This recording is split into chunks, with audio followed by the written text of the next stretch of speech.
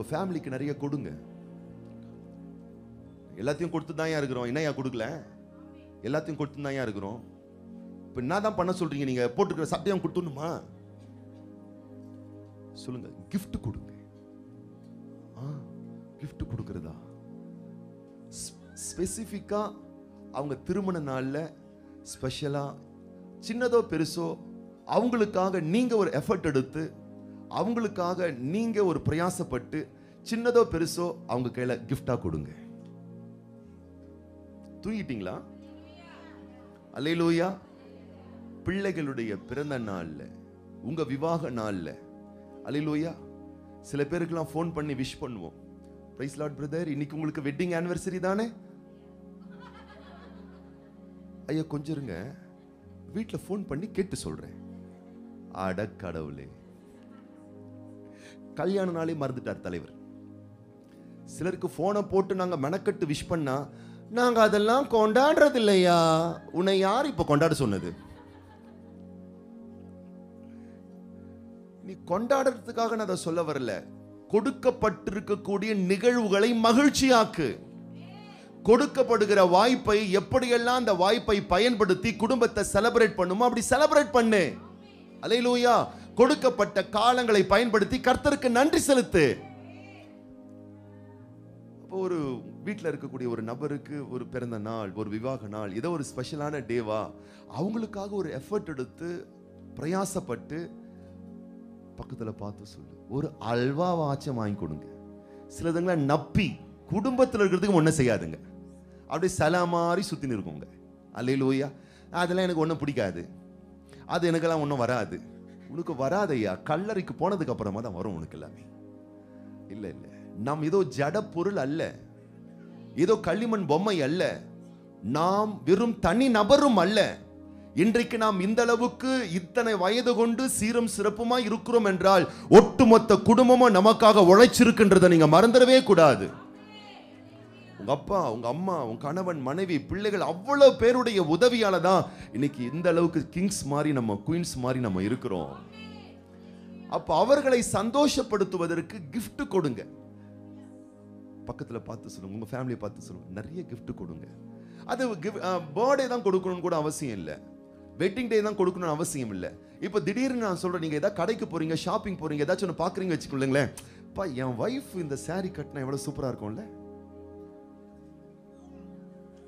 Priya sister பாக்குறாங்க, அப்படி நினைச்சிருப்பீங்களா நீங்க? ஒரு நாள் மனைவி மாதிரி கடைக்கு போனா, இந்த ஷர்ட் என் ஹஸ்பண்ட் போட்டா எப்படி சூப்பரா இருக்கும்ல. அல்லேலூயா. பிள்ளைங்கள், இந்த இந்த இந்த சாரி எங்க மம்மி கட்டினா எவ்வளவு நல்லா இருக்கும்ல, இந்த வாட்ச் கட்டினா எவ்வளவு நல்லா இருக்கும்ல. அல்லேலூயா. இது மாதிரி எல்லாம் நீங்க சின்ன சின்ன விஷயங்களும் கூட உங்கள் குடும்பத்தில் இருக்கக்கூடிய நபருக்கு விசேஷமான நாள் தான் கூட அவசியம் இல்லை, என்னைக்கு வேணும்னாலும் இன்பமா பாசமா சந்தோஷமா gift நீங்க கொடுக்கலாம். அல்லேலூயா. அப்படியே கைகளை உயர்த்துங்க பார்க்கலாம். இது கூட ஜெபம் பண்ண வேண்டியதா இருக்கு. அவ்வளவு அவ்வளவு பின்தங்கிய நிலையில் இருக்கிறாங்க நிறைய பேர். அல்லேலூயா. கைகளை உயர்த்துங்க பார்க்கலாம். ஆண்டவர், என் கையின் பிரயாசத்தால, என் உழைப்பால, என் ஃபேமிலியில இருக்கிறவங்களுக்கு அவங்கள சந்தோஷப்படுத்துறதுக்கு, அவங்கள மகிழ்ச்சி அடைய வைக்கிறதுக்கு, அவங்கள கனப்படுத்துறதுக்கு ஆண்டவர் என்னால் இயன்ற சிறியதோ பெரியதோ அந்த gift கொடுக்கிற ஒரு ஹேபிட்டை, ஒரு பழக்கத்தை எனக்கு ஏற்படுத்தி கொடுங்க ஆண்டவரே. அல்லேலூயா. கரங்களை உயர்த்தி ஜெபம் பண்ணுங்க பார்க்கலாம். அல்லேலூயா. அல்லேலூயா. நான் சொல்றேன், இந்த சின்ன சின்ன விஷயங்களால உங்க குடும்பத்தை சந்தோஷப்படுத்துங்க. இந்த சின்ன சின்ன விஷயத்தால உங்க ஃபேமிலியை அழகாக்குங்க. இந்த சின்ன சின்ன விஷயத்தால உங்க குடும்பத்தை கொண்டாடுங்க. உங்க ஃபேமிலியை நீங்க ரசிங்க. ஒவ்வொரு நாளும் ஆண்டவருடைய வல்லமையினால உங்க ஃபேமிலியை மகிழ்ச்சியாக்குங்க. நான் சொல்லுகிறேன், நம்மை படைத்த திரு குடும்பம், திருத்துவ குடும்பம், அது கொண்டாட்டத்தின் குடும்பம். அந்த கொண்டாட்டத்தின் குடும்பம் தான் உங்க குடும்பத்தை படைச்சிருக்கு. அல்லேலூயா. அல்லேலூயா. அல்லேலூயா. அல்லேலூயா. அல்லேலூயா. அல்லேலூயா.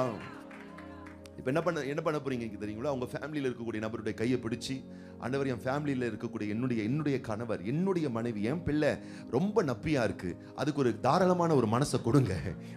ஜெபம் பண்ணுங்க. அது கையை பிடிச்சி சொல்லுங்க. அது குடும்பத்தை கொண்டாடுற ஒரு மனசு அவங்களுக்காக இப்போ நீங்க ஜெபம் பண்ண போறீங்க. அல்லேலூயா.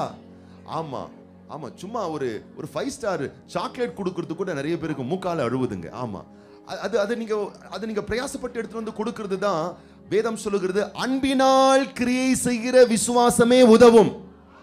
அல்லேலூயா. அன்பு கிரியை செய்ய பிரயாசப்படும். இப்ப அந்த கையை பிடிங்க, அந்த பார்ட்டி கையை பிடிங்க, ரொம்ப நப்பியா இருக்கு ஆண்டவரே, என் ஃபேமிலி இருக்கக்கூடிய நபரை ஆண்டவரே தாராள மனசா மாத்துங்க. அல்லேலூயா. ஆமா, ஜெபம் பண்ணுங்க. மனைவிமார்கள் விருப்பப்பட்டீங்கன்னா, ஆண்டவரே இவர் தினமும் எனக்கு அல்வா கொண்டு வரணும், இல்ல அவர் என்ன கொண்டு வரணுமோ ஜெபம் பண்ணுங்க இன்னைக்கு கர்த்தருடைய நாமத்தினாலே. அல்லேலூயா. ஆண்டவரே குடும்பத்தாருக்கு இப்படிப்பட்ட வெகுமானங்களை எல்லாம் பரிசாக வழங்குகிற ஆண்டவரே ஒரு இருதயம், அந்த சந்தோஷத்தை ஆண்டவரே நீர் நிறைவாய் தருவீராக, நிறைவாய் தருவீராக, நிறைவாய் தருவீராக. நம்முடைய குடும்பங்களை படைத்தது திரு குடும்பம். எத்தனை பேர் ஆமென் சொல்றோம்? அந்த திரு குடும்பம், அந்த திரியேக குடும்பம், அந்த திருத்துவ குடும்பம் கொண்டாட்டத்தின் குடும்பம். வீட்டில் சென்று வாசித்து பாருங்கள். நீதிமொழிகளின் புஸ்தகம் 8ஆம் அதிகாரத்திலே திரு குடும்பத்தை பற்றி கர்த்தராகிய இயேசு கிறிஸ்து எப்படி சொல்றாரு பாருங்களேன். நீதிமொழிகளின் புஸ்தகம் 8ஆம் அதிகாரம்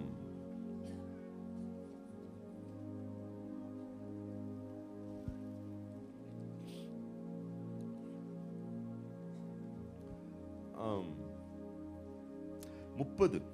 நீதிமொழிகள் 8:30. நான் அவர் அருகே செல்ல பிள்ளையா இருந்தேன். இங்கே இயேசு கிறிஸ்து சொல்றாரு, பிதாவாகிய தேவன், பரிசுத்த ஆவியாகிய தேவன், குமாரனாகிய தேவன் இங்க இருக்கிறாரு. அப்போ குமாரனாகிய கடவுள் சொல்றாரு, நான் திரு குடும்பத்தில் எப்படி இருந்தேன்? செல்ல பிள்ளையா இருந்தேன். பக்கத்துல பார்த்து சொல்லுங்க, என்ன செல்லமா வச்சுக்கோங்க. அல்லேலூயா.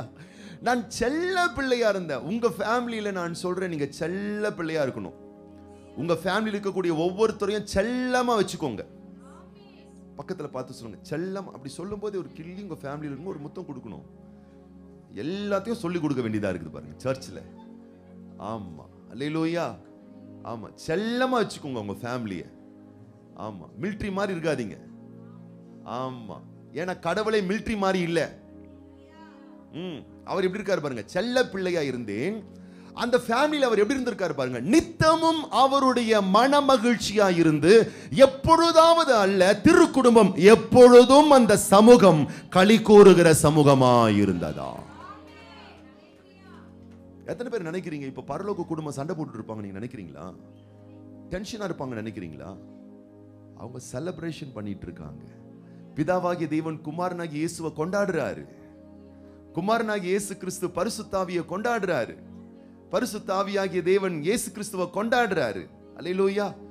கொண்டாடுங்கள், குடும்ப உறவுகளை கொண்டாடுங்கள். அடுத்த வசனத்துல சொல்லப்பட்டிருக்கு பாருங்க, அவருடைய பூ உலகத்திலே இயேசு கிறிஸ்து சொல்றார், பரலோகத்துல மட்டும் நான் ஹாப்பியா இல்ல, பூமியிலேயும் அவருடைய பூ உலகத்திலேயும் சந்தோஷப்பட்டு மனிதர்களோடு மனு மக்களுடனே மகிழ்ந்து கொண்டிருந்தேன். எப்படா திட்டலாம், எப்படா கொட்டலாம், எப்படா மாட்டுவா, எப்படா சபிக்கலாம், அப்படி இல்ல. மக்களோடு எப்படி இருந்தாரா? மறைச்சிக்கிட்டு இல்லையா, மகிழ்ந்து கொண்டிருந்தாராம், சந்தோஷப்பட்டிருந்தாராம், களி கூர்ந்து கொண்டிருந்தாராம். அல்லேலூயா. அந்த மகிழ்ச்சி நம்ம ஃபேமிலியில இருக்கணும். எத்தனை பேர் ஆமென் சொல்றீங்க? அதை நம்ம தான் உருவாக்க வேண்டும். எந்த கிஃப்ட் கொடுக்கணும், இதை பண்ணணும், பாராட்டணும், இதெல்லாம் எதுக்கு? மகிழ்ச்சிக்கான ஒன்று.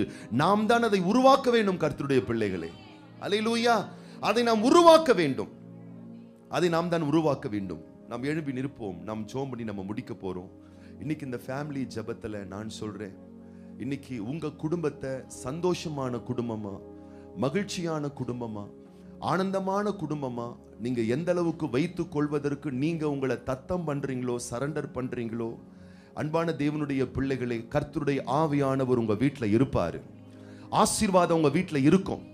நிம்மதி உங்க வீட்டுல இருக்கும். பரிசுத்த ஆவியானவருடைய வல்லமை உங்க வீட்டுல இருக்கும். ஆவியானவருடைய நிறைவு உங்க வீட்டுல இருக்கும். கர்த்தருடைய ஆவியானவருடைய வல்லமை உங்க வீட்டுல இருக்கும். அல்லேலூயா. இப்போ நம்ம கடைசி சில குறிப்புகளுக்காக நம்ம ஜெபம் பண்ணி இந்த ஆராதனையை நம்ம நிறைவு செய்ய போறோம். அல்லேலூயா, அல்லேலூயா. இப்போ ஒருத்தரை பார்த்து ஃபேமிலிக்குள்ள மட்டும் மன்னிப்பு கேட்க போறோம். அல்லேலூயா. ஆமா, மன்னிப்பு கேட்கலாமா? ஆமா, மன்னிப்பு கேளுங்க. கணவன் மனைவியை பார்த்து, மனைவி கணவனை பார்த்து, ஆமா, பிள்ளைகள் அப்பா அம்மாவை பார்த்து. நிறைய உங்களை துக்கப்படுத்தியிருக்கேன், உங்களை புரிஞ்சுக்காம நான் இருந்திருக்கிறேன், உங்களை ரொம்ப சோகப்படுத்தி இருக்கிறேன், ரொம்ப கர்வமா இருந்திருக்கிறேன், கொஞ்சம் திமிரா கூட இருந்திருக்கிறேன், கொஞ்சம் தெனாவட்டா இருந்திருக்கிறேன். நான் செய்ய வேண்டிய நீதியான, நியாயமான, உண்மையான, நேர்மையான கடமைகளை செய்ய நான் பல நேரத்தில் நான் தவறி இருக்கிறேன். ஆமா சொல்லுங்க. அம்மாவை பார்த்து சொல்லுங்க, அப்பாவை பார்த்து சொல்லுங்க, கணவனை பார்த்து சொல்லுங்க, மனைவியை பார்த்து சொல்லுங்க, சாரின்னு சொல்லுங்க. நான் நிறைய துக்கப்படுத்திருக்கிறேன் daddy, mummy, I am very sorry. நிறைய நான் துக்கப்படுத்திருக்கிறேன். ஹஸ்பண்டை பார்த்து சொல்லுங்க, ஒய்ஃபை பார்த்து சொல்லுங்க. ஆமா, அவங்க கிட்ட கேட்க வேண்டிய ஒரு மன்னிப்பு, ஒரு மன்னிப்பு, ஒரு மன்னிப்பு, ஒரு மன்னிப்பு. அல்லேலூயா. நான் சொல்லட்டுமா, அந்த மன்னிப்பில் ஆவியானவர் இருக்கிறார். அந்த மன்னிப்பில் பரிசுத்த தேவ ஆவியானவருடைய மகிமை இருக்கு. நான் சொல்றேன், நீங்க மன்னிக்க ஆரம்பிச்சிட்டீங்கன்னா பிசாசு உங்க ஃபேமிலிக்குள்ள வாலாட்டவே முடியாது. பிசாசு ரொம்ப தெளிவா இருக்கான்.